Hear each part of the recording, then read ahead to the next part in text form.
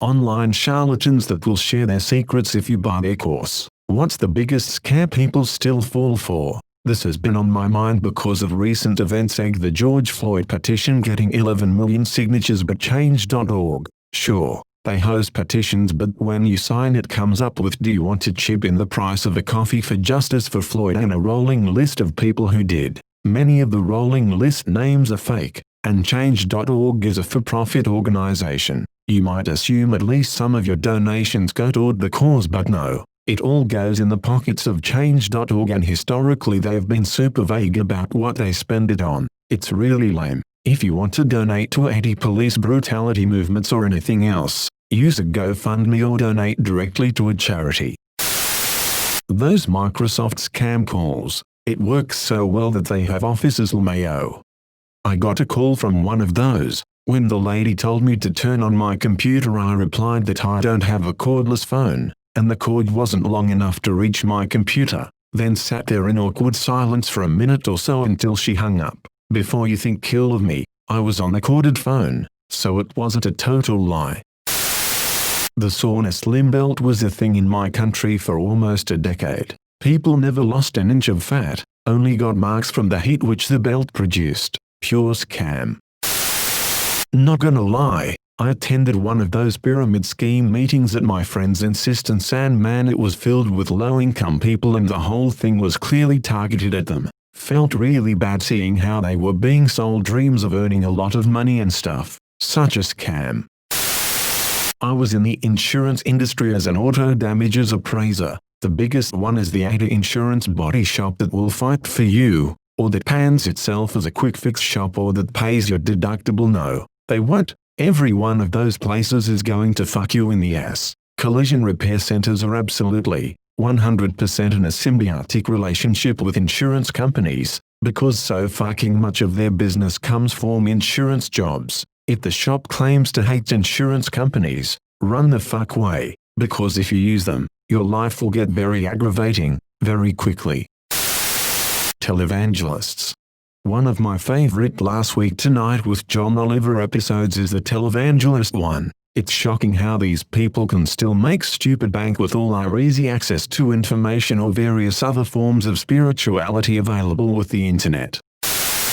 Mobile games which are designed to be bad so they can frustrate you enough to buy their currency. Failing that, the game will feature spam clicking until you run out of energy, which will spawn a buy more energy pop-up, hoping you will buy lots of it by accident.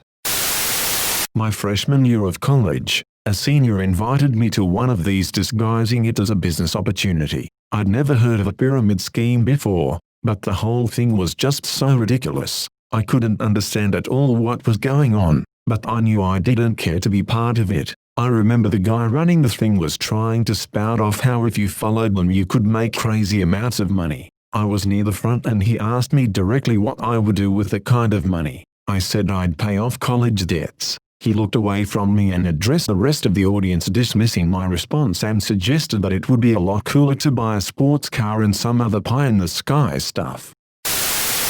Do you have a moment to talk about your car's factory warranty? Probably will be buried, but had an older co-worker who you just couldn't believe. Have many stories to tell, but this is just one for this thread. Co-worker in his late 60s fell for dating app scams so many fucking times. These women always needed money for something and he obliged. Then when they'd come meet him, something else would come up. He never talked to one of these women on the phone. Always text. Best excuse was she has a text-only phone, so a beeper? No, a text-only phone. Anyways, he sent one scammer $4.500 Amazon gift cards during a shift. Another one got $500 transferred, said she lost it, then got another $500 and he called her stupid. Thought he was talking to a porn star and getting special pictures which he showed us. Other co-worker looked her up, and found that same picture on Google Images. Guy getting scammed, got mad, found the actual porn star and messaged her, then demanded he gets actual special pics. She has no clue WTF he's talking about since he's been talking to a scammer. Why transferred insane amounts of money once a week, from $5,000 to $7,000. Bank would say, "Sir, you're getting scammed. He'd tell him fucking send it or he'd take his business elsewhere. Once he was finally broke and got nothing in return, he found out he was getting scammed and called the FBI, which reported it to our higher-ups, which in turn got him fired for being a security risk. While we don't know the actual amounts, our best guess placed it somewhere between $50,000 to $100,000. We told him he was being scammed for months before this point.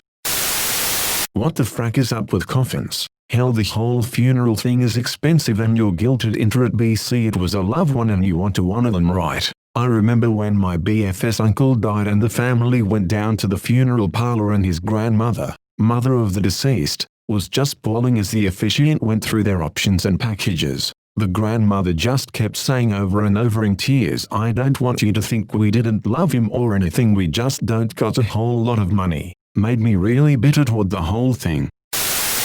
Buying a timeshare. I did that in college. 4 of us spent the week in one girl's dad's timeshare. They tried so hard to make that sales pitch work with stuff about splitting the cost between us 4 ways on our no money because none of us had jobs. They absolutely could not figure out how to work around the fact that none of us really knew. The 4th guy, though, the original 4th, had gotten sick and had sent his roommate along, and everything the salesperson said came back to "But like, you do get that we're not even a group of friends, right? We don't even know him." Oddly enough, taking a road trip with a stranger who insisted on sleeping on the floor under the sink wasn't the stupidest thing we did on the trip. Diamond rings. You waste thousands of dollars just for the ring, and if you don't, the idea is that you don't think she's worth anything. Annoys me so much. This is coming from a 22-year-old female. Absolutely, and that. Diamond mines are horrifically exploitive and dangerous to impoverished workers. As an investment, they can have very low resale value, especially if you need to liquidate it quickly, coming from the fact that most people are afraid that getting a used ring will somehow make them look bad, that the commercial stores can undercut your sticker price because they can make their money on the back end, financing an expensive purchase usually made by a poor young person with few assets and very little extra income, high interest, long terms, and the diamond market is tightly controlled by a small number of mine owners, and your specific stone is rarely that unique amongst the little tons of them they could get wholesale at market price. Thanks for watching.